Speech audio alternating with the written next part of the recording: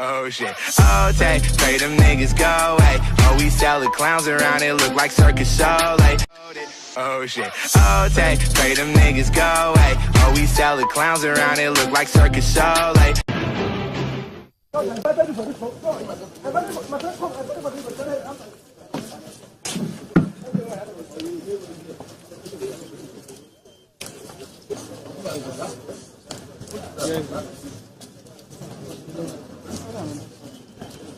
As you're aware, I've been out of the country, somewhere in some part of African country, particularly South Africa, where I went to meet with President Zuma to discuss issues of educational development as it affects Rochas Foundation and Imo State education. But let me say that when I was there, I had read with keen interest the developments and happenings in our nation as regards to the issue of statements made by IGBOS and subsequent reaction by the ROIUs and many people calling for support of one form or the other on this very particular statement. Well, I had wished that I never speak on this matter, and I never made any comment or any categorical comment, as most of my comments may be misconstrued, misrepresented, or misinterpreted. But let me therefore say to all of us here that the situation at hand is more serious to follow the convention that smart politicians must never speak on controversial issues. Therefore, I make bold to speak this afternoon and to address the people of this nation, particularly my people, the IGBOS, and by extension, the Arewa people, the Hausas, on this very critical matter, if only to serve this nation and so to save the lives of our generations yet unborn. You may all recall that the issue of IGBOS and Mossad in the recent past have making headlines on our various media houses and especially the social media, with many people giving different interpretation to the reasons behind the IGBOS and Mossad. To some people, it is a group of some radical Igbo youths, young men and women who are calling for the sovereignty of the Biafran nation. And while to some other people, it is an agitation basically for personal recognition and personal aggrandizement for purpose of getting either political or personal patronage. And some other people, it is an imitation of what has happened in other political zones in agitation, and just to get power at the center or to form the government at the center as it's assumed to be the practices in the past. You may recall that most people believe that the Southwest became president of Federal Republic of Nigeria because of the agitation by the Duduwa group and the Yorubas over June 12th. And that brought President Obasanjo as the Commander-in-Chief of the Armed Forces of Federal Republic of Nigeria. And some people argue that President Goodluck Jonathan came in as the president because of the agitation by the Niger Delta youth for issues of marginalization and control and resource control. And of recent, most of people also believe that President Muhammad Buhari came in as president because of the agitation by the Boko Haram in the recent past. But let me say to you, even while that was going on, some of us, myself particularly, was accused of becoming Boko Haram because of my support for President Buhari's election. But that has been the speculations that has run our country and ruined our country in the time past. But let me also mention that for whatever is the reason for this agitation by different groups, whether right or wrong, I feel it is an ill wind that has done this nation no good. But if you may recall, only a few months ago, I had pleaded and made requests for the release of Nnamdi Kanu from the prison, making excuses for him and his group as youthful exuberance, and I stated that further keeping him in prison will command for him unwarranted followership and popularity. And shortly after that, followed by the comment by the Southeast Governors Forum, Nnamdi Kanu was released. Only again to hear about this very controversial statement, and which was made last by the sit-at-home order by the IGBOS.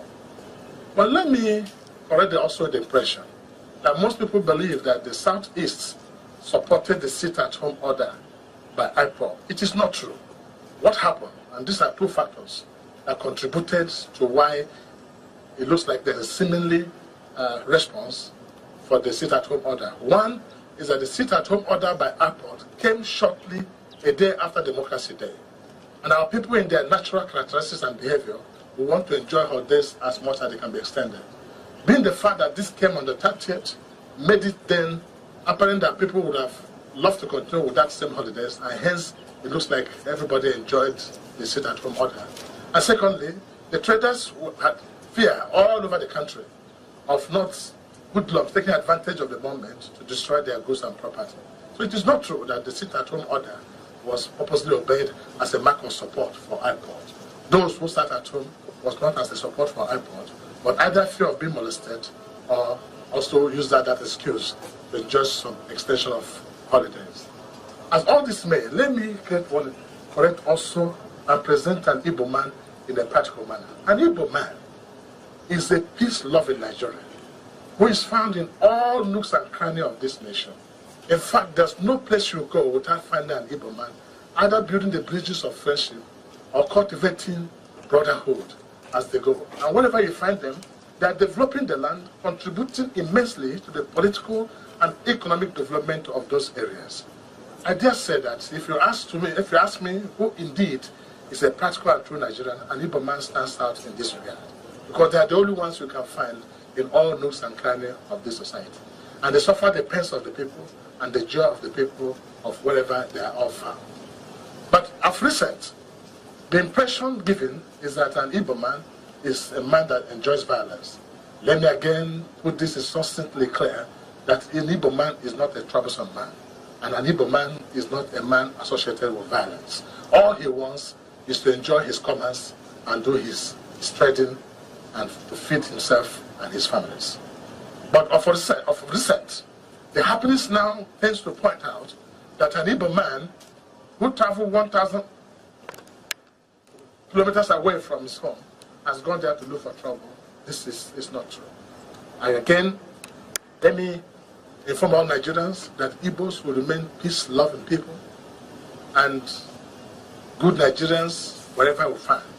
And if there's any group of people who have led their life and shed more blood for the unity of this country, that person is an Igbo man. So I want to dissociate Igbos from having this picture of troublesome or people seeking for trouble where it is not necessary. Therefore, at this mature time, let me again remind all Nigerians that the Igbos are the people that develop Lagos and major cities in this country. But, so Igbos have made more investment in other parts of this country than anyone else making an investment in Igbo land. I dare say there's no any meaningful investment by any ethnic group in this part of the world like the Igbos have shown in other parts of this country. Therefore, I think the statement by IPOD and subsequent statement by the Arewa group is nonsensical, is ill-informed, and it is not for the best interest of Igbo. Neither is it for the best interest of Nigerians. So I condemn its entirety, the statement of the IPOD and the reactions by the Arewa group. This group of people who have made this statement, both west from the north and from the southeast, are people who may not have seen the effect of the civil war when Nigeria went into civil war. Therefore, I call every Igbo person to saturate themselves, and every northerner and every well-meaning Nigerian to saturate themselves from these comments accredited to this Arewa group and the Igbo group.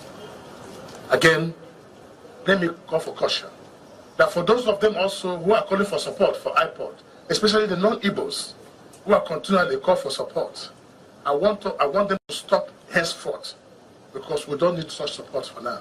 Because I do know that when the chips are down, there will not be anywhere to be found. I think it is deceitful and inciting, and this is no longer a welcome development in this part of the world.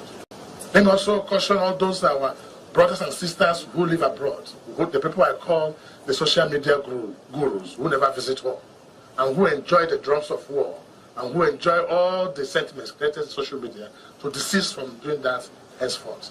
because I do know they may not understand the consequences of their writings and the consequences of what they are doing from abroad and from that perspective.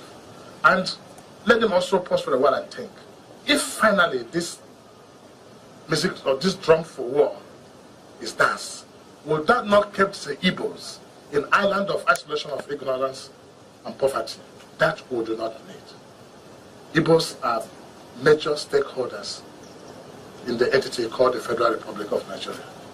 We fought for the unity of this country and have acquired unity. We cannot be counted out from the affairs of this nation.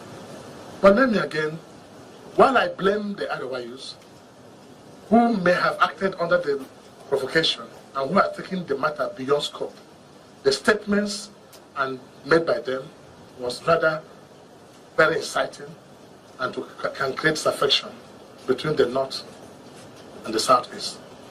For the purpose of those who have forgotten history, especially in the days of Shagari, we have been seen as allies and partners politically, except for this last dispensation, when for some myopic reasons the Igbo leaders did not see the victory of Buhari coming and will miss the link. Therefore, I call for immediate refixing and repair of this broken political bridge between the North and the Southeast, who have enjoyed wonderful political relationship in the time past. If all things being equal, and without the intervention of the military, I'm sure the Igbos would have gotten their heart desire in the politics of Federal Republic of Nigeria. But at this time, I want to call on all leaders of Nigeria to speak out and condemn this act, because keeping silence anymore cannot help this matter. And us, thinking that we can benefit from this crisis is rather a disappointment. And I pray that leaders ought to take responsibilities now and teach our youth the right thing to do. The people involved in this matter are our children, they are our youths. We gave birth to them, and they have a duty to listen to us as their parents. It is apparent that we have failed as leaders in this nation, and which has given room for this hate in families, hate in communities, hate in states, hate in national level, hate in companies. We need to take responsibility as leaders to stop this campaign of hate and this hatred for one and each other, because that will not do us any good. I was abroad sometimes, and I saw China and Koreans of yesterday, who were underrated by Nigerians, developing the resources of our land. But here in Nigeria, we're still talking about which religious group and which tribe is speaking. It's a shame. My heart bleeds. I was in Dubai. I saw development taking place. I saw young men running to factories, developing the resources of their land, any foreign exchange. And here we're still talking about comments by IPOP, comments by Arewa youth. And that's the only thing that can keep this nation busy. It's a proper shame. My heart bleeds. I went just to Tanzania of recent and South Africa. I see tourism flourishing in those lands, while in my own country, we're still talking about Boko Haram and kidnapping. What a shame. My heart bleeds. I've been around the whole world. I see progress everywhere. I see development everywhere. And African nations are waiting for Nigeria to rise and take its rightful place as leaders of Africa. All we can give to African nation is to talk about which section will produce the presidency of Federal Republic of Nigeria and which zone shall produce the governor of a state. My heart bleeds. What a shame. It is this shameful for this generation. And may we never be found as a failed generation, God forbid. And we must never transfer this failure to the subsequent generation. We must rise up to our responsibilities and face the crucial moment and ugly situation which our condition has pointed out to us. We must make a rethink as leaders. We must change our ways, because it's obvious that the inherent hatred, division, which we got from the colonial masters, transferred to subsequent generation, has not helped us. We must sing a new song of unity in this nation and see ourselves as brothers and sisters of one nation. I call on my Igbo brothers, the agitators, because there was nothing wrong even doing what others are doing, but your style is what is wrong. You cannot be calling for a sovereign nation within a nation. That is absolutely wrong. If you must seek for a name to call yourself as agitators, and if you must agitate, I suggest and propose that you agitate for MOESIP, that is M-O-E-S-I-P, Movement for Economic Survival of India. That will make sense to develop the resources of our land and making agriculture the mainstay of our economy. Only when this happens can we command the respect from the rest of the world. The nation will not clap us, applaud for us for drumming the songs of war. That is an old fashion. If that has been done in the past, it does not befit the new generation. We must change our ways and change our style. I feel very, very sad. I feel very, very bad that this nation that we have all toiled for, some miscreants would want to take undue advantage for some political reasons and mess up the system. And for those of you who support these youths, must desist because we're not telling them the best. We care for them because as I stand now as a sitting governor, what IPOP would have wanted is for Rochas Okorocha to speak with voice and say, let's go to war. But if I do that, it means I hate you. I do not care. But because I care for you, I tell you what is the best for you as a people. We must change our style. We must change our bait. And for the Igbo nation, I don't want to sound like a Pontius Pilate, and I don't want to be firm making a judgment, but there's need for us to rethink on how we can move our economy forward, or not how we can create enemies for ourselves. I understand that we are being misunderstood. Why are you misunderstood as Igbos? The problem is that you deal even better with non-Igbos than you dealt with your brothers. I wish the Northerners would understand that an Igbo man is the worst enemy of a fellow Igbo man, but a better friend of the North. That people do not know about us. We don't even unite. Our problem is unity. But let's not extend this hatred within ourselves, outside, to be hated by others. We must stop, and that's the right way to go. And I want to appeal to all Igbos at this moment that my heart is bleeding, that we make a rethink, and do not join others in singing the song of division of this country. We need Nigeria more than Nigeria needs us now. And this is not time for Igbos to sing an alternative song of war.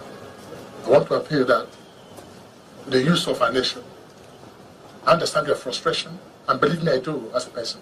If no one sees your frustration, I see that what will bequeath to you as leaders is a generation of hate, poverty, and lack. But if you must fight, and if you must blame, please blame not yourself. Because I wish the use of Igbos will visit some part of the North. You'll come back crying. Rather than fighting them, you sympathize with them. Their situation are not even better. Their situation is not even better than your situation. You rather sympathize with them. I've seen poverty in its practical form. I've seen people not going to school. I've seen the challenge of the moment. Rather than fight them, you should sympathize with them. If there's anybody to blame, blame your leaders. Blame us, your leaders. One, we must take responsibility for this your frustration, which has not gone well for either you and our generation. I can see that this hate, we must fight against it as a nation, as a people. We must teach our children the best thing to do and the best way to go. We must unite as a people and begin to sing the song of unity. Of recent, I hear people talking about where the presidency will come from and where the governors will come from. Like I said before, excuse me, visit the states that have produced presidency of this country and the villages. They are more in poverty than even where have not produced presidents. Visit the zones and villages that have produced governors. They are more in poverty than even the zones that have not produced governor before, or villages that have not produced. So who is deceiving who? I want the youth to unite. I want them to unite for the development of our nation, and not to unite to fight each other. I call for both unity of northern youth and the southeast youth. And very soon, I'll take that lead and bring them together. Because I happen to see myself as the bridge. Having been born an Igbo man, having been brought up by the North, and having been financially empowered by the West, I have Nigeria as my constituency, and Nigeria remains my constituency. God bless you. God bless the Federal Republic of Nigeria. Thank you very much.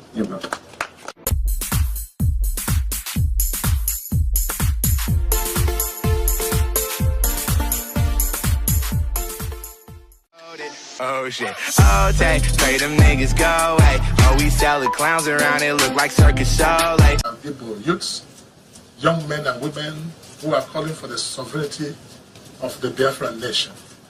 And while to some other people, it is an agitation basically for personal recognition and personal aggrandizement for purpose of getting either political or personal patronage. And some other people, it is an imitation of what has happened in other political zones in agitation, and just to get power at the center or to form the government at the center, as it's assumed to be the practices in the past. You may recall that most people believe that the Southwest became president of Federal Republic of Nigeria because of the agitation by the Duduwa group and the Yorubas over June 12th. And that brought President Obasanjo as the Commander-in-Chief of the Armed Forces of Federal Republic of Nigeria. And some people argue that President Goodluck Jonathan came in as a president because of the agitation by the Niger Delta youth for issues of marginalization and control and resource control. And of recent, most of people also believe that President Muhammad Buhari came in as a president because of the agitation by the Boko Haram in the recent past. But let me say or the other on this very particular statement. Well, I had wished that I never speak on this matter, and I never made any comment or any categorical comment, as most of my comments may be misconstrued, misrepresented, or misinterpreted. But let me therefore say to all of us here that the situation at hand is more serious to follow the convention that smart politicians must never speak on controversial issues. Therefore, I make bold to speak this afternoon and to address the people of this nation, particularly my people, the IGBOS, and by extension, the Arewa people, the Hausas, on this very critical matter, if only to serve this nation and so to save the lives of our generations yet unborn. You may all recall that the issue of IPOD and Mosul in the recent past has making headlines on our various media houses and especially the social media, with many people giving different interpretation to the reasons behind the IPOD and Mosul. To some people, it is a group of some radical, the Southeast supported the sit-at-home order by IPOD. It is not true. What happened, and these are two factors that contributed to why it looks like there is seemingly response for the sit-at-home order. One is that the sit-at-home order by IPOD came shortly a day after Democracy Day. And our people in their natural characteristics and behavior will want to enjoy holidays as much as they can be extended. Being the fact that this came on the 30th, made it then apparent that people would have loved to continue with that same holidays, and hence it looks like everybody enjoyed the sit-at-home order. And secondly, the traders had fear all over the country of not hoodlums taking advantage of the moment to destroy their goods and property. So it is not true that the sit-at-home order was purposely obeyed as a mark of support for IPOD. Those who sat at home was not as a support for IPOD, but either fear of being molested or also use that excuse to enjoy some extension of holidays. As all this may, let me correct also and present an Igbo man in a practical manner. An Igbo man is a peace-loving Nigerian who is found in all nooks and crannies of. Oh shit, oh take, pray them niggas go away. Oh, we sell the clowns around it, look like circus show like. Oh shit, oh take, pray them niggas go away. Oh, we sell the clowns around it, look like circus show like.